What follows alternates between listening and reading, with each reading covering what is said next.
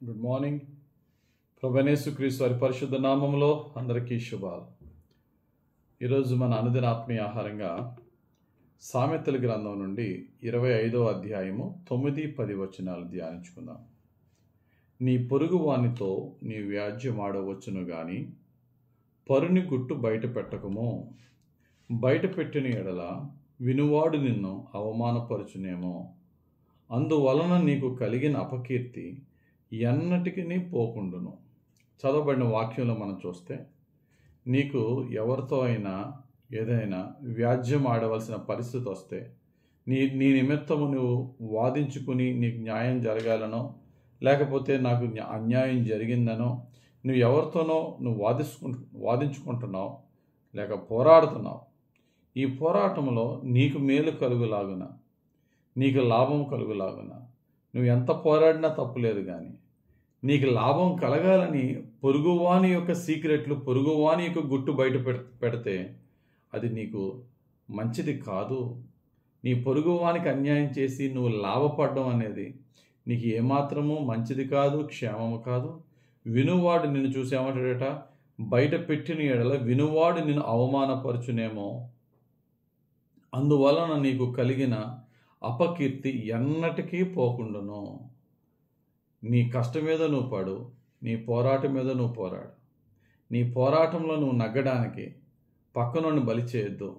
ప్రక్కన వాడు ఏదో రహస్యంగా చేసుకుంటున్న పనిని బట్టబయలు చేసి వాడికి నష్టం కలిగించి నువ్వు లాభం పొందడానికి ట్రై చేస్తే అది నీకు అపకీర్తి, అవమానము, నష్టము. జాగ్రత్త అని దేవుడు మనతో ఈరోజు ఈ వాక్యం ద్వారా మాట్లాడుతున్నారు. ఒకవేళ మన జీవితాలు ఏమైనా అలా ఉన్నాయా? ఎదటవానికి హాని చేసి, ఇలాగ ఎదటవాని గుట్టు బయటపెట్టి అతనికి అవమానం కలుగజేసి దాని ద్వారా మనం లాభం పొంది దాని ద్వారా మనకు మేలు కలుగుతుంది అనే ఆలోచనతో మనం వెళ్తూ ఉంటే మన యొక్క హార్ట్ అండ్ మైండ్ ప్రభు దృష్టికి మన హృదయం సరైనదిగా ఉండదు. బైబిల్లో దోయాగు అని ఒకడు ఉన్నాడు. వీడు సౌలు దగ్గర ఉన్న ఒక పనివారిలో ఒక పనివాడుగా ఉన్నాడు.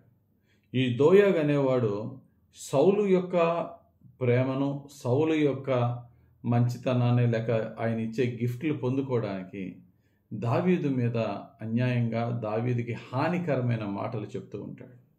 అందరికీ తెలుసు దావీదుకి సౌలుకి మధ్య ఉన్న గొడవ. రాజు అయిన సౌలు దావీదుని అన్యాయంగా కొట్టి చంపడానికి చూస్తున్నాడు. దావీదు యుద్ధవీరుడు అయినప్పటికీ కూడా సౌలు దేవుని చేత అభిషేకం నొందిన వాడే కదా అతను కూడా. అతనితో నేను దెబ్బలాడకూడదని వెళ్ళిపోతున్నాడు, పారిపోతున్నాడు, సౌలుకి దూరంగా ఉంటున్నాడు.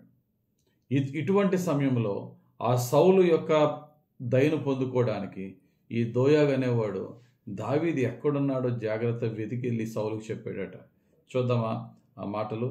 1 సమూయేలు గ్రంథంలో 22వ అధ్యాయము 9-10 వచనాలు. అప్పుడు ఎదోమీయుడగు దోయాగు సౌలు సేవకుల దగ్గర నిలిచి ఉండి, యెష్షయి కుమారుడు పారిపోయి నోబులోని అహీటూబు కుమారుడైన అహిమెలెకు దగ్గరకు రాగా నేను చూచితిని. అహిమెలెకు అతని పక్షముగా యెహోవా యొద్ద విచారణ చేసి ఆహారమును ఫిలిష్తీయుడైన గొలియాతు ఖడ్గమును అతనికి ఇచ్చినని చెప్పగా, దైవ సేవకుడైన అహిమెలెకు అతనికి ఏమీ తెలియదు, దావీదు వచ్చాడని చెప్పి అతనికి భోజనం పెట్టి ప్రార్థన చేసి, మరి అతనికి ఏదన్నా ఒక ఆయుధం ఏమన్నా ఉన్నదా అంటే అక్కడ గొలియాతు యొక్క ఖడ్గం అక్కడ ఉంటే అది అతనికి ఇచ్చాడు అహిమెలెకు. అతనికి ఏమీ తెలియదు. కానీ అక్కడ సౌలు దగ్గరికి వెళ్ళి, రాజా, మరి దావీదుకి అహిమెలెకు అనే దైవసేవుడు ఇలాగ సహాయం చేస్తున్నాడంటే చాలా నష్టమైంది. దానివల్ల రాజు అహిమెలెకు యొక్క కుటుంబం అందరినీ చంపేశాడు. దావీదు అక్కడి నుంచి పారిపోయాడు. ఇదంతా తెలుసుకున్న దావీదు దీనికి కారణము ఆ దుర్మార్గుడైన ఆ యొక్క దోయాగు, ఆ ఎదోమీయుడైనటువంటి ఆ దోయాగు వాడి వల్ల ఇది జరిగిందని చెప్పి వాడి గురించే ప్రత్యేకమైన కీర్తన రాశాడు, వాడు చేసిన అన్యాయం గురించి. 52వ కీర్తన, దావీదు గారు రాసిన కీర్తన 52వ కీర్తన దోయాగు గురించే రాశాడు. అంటే ఎదటవానికి అన్యాయం చేసి నువ్వు లాభం పొందుకుందామని అనుకుంటున్నావా? ఎదటవాని గుట్టు బయటపెట్టి నువ్వు అధికారుల యొక్క దయ పొందుకుందాం అనుకుంటున్నావా? నీకు కలుగు నష్టము ఇంత అంతా కాదు. జాగ్రత్త దోయాగు. ప్రజలు నీ వైపు చూచి నవ్వుకుంటూ నీ యొక్క దౌర్భాగ్య స్థితిని చూసి ఆనందించే రోజు వస్తుంది, జాగ్రత్త అంటున్నాడు. 52వ కీర్తన 7వ వచనం.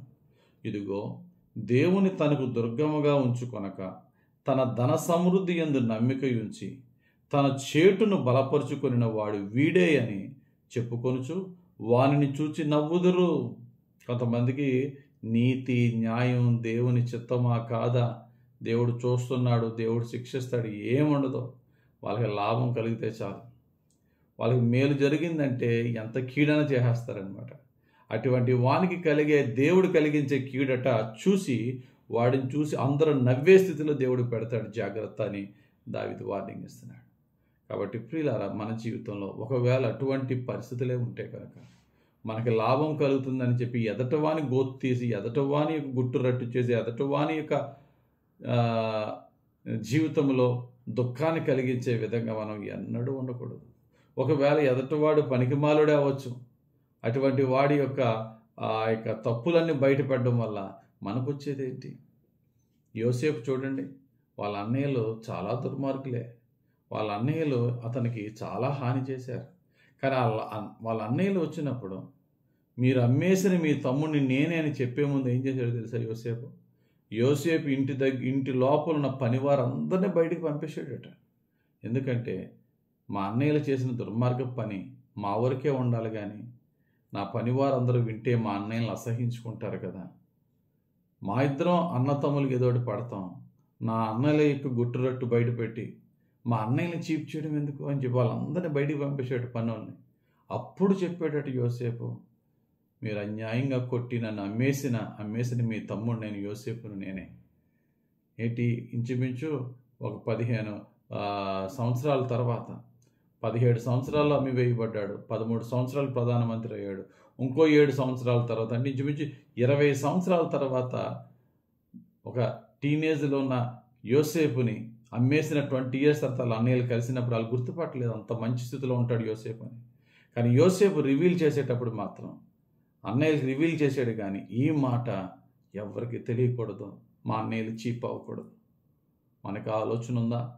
ఎదట వాడిని చీప్ చేసి మనం గొప్పవారమని అనిపించుకునేది మంచిది కాదు.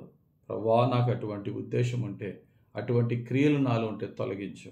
నా వ్యాజ్యం ఏదో నేనే వ్యాజ్యం ఆడాలి తప్ప ఇంకొకరిని నష్టపరిచి నేను లాభ పొందేయాలనే ఆలోచన నాలోండి తీసేయి. అటువంటి ప్రవర్తన ఒకవేళ ఉంటే నన్ను క్షమించు, నీకు ప్రీతికరంగా నన్ను నడిపించి ప్రభు అని దేవుని అడుగుదాం. మన ప్రవర్తన దేవుని మంచితనంతో నింపబడులాగున పరిశుద్ధాత్ముడు మన సహాయం చేయనుగాక. ఆమేన్. పరిశుద్ధుడు, ప్రేమ కలిగిన తండ్రి, మాతో నీవు మాట్లాడి వాక్యం బట్టి నీకు స్తోత్రాలు. నాయన, మేము ఎంత కోపంలో ఉన్నప్పటికీ కూడా ఎదుటివాని యొక్క రహస్యాన్ని మేము బయటపెట్టి అన్యాయంగా ప్రభువా వారికి నష్టపరిచి మేము లాభం పొందే ఆ యొక్క దౌర్భాగ్య జీవితం ఆలోచి తొలగించమని నాయన మమ్మలను యథార్థంగా పరిశుద్ధంగా జీవింపచేయమని, నీతిగా పోరాడేవారిగా నీ చిత్తానుసారంగా జీవించేవారిగా ప్రతి క్షణము నీ పరిశుద్ధాత్మతో మమ్మల్ని కంట్రోల్ చేసి నడిపించి నీ మంచితనంతో మమ్మల్ని నింపమని, ఎదటివానికి నీ మంచితనం ఎప్పుడూ చూపించే హృదయం మాకు దయచేయమని యేసయ్య పుణ్యనామంలో ప్రార్థించి వేడుకొంచున్నాం తండ్రి. ఆమేన్. తండ్రి యొక్కయు కుమారుని యొక్కయు పరిశుద్ధాత్మ దేవుని అభిషేకం మనల్ని అభిషేకించి నడిపించి దీవించును గాక. ఆమేన్. God bless you. Have a very blessed day.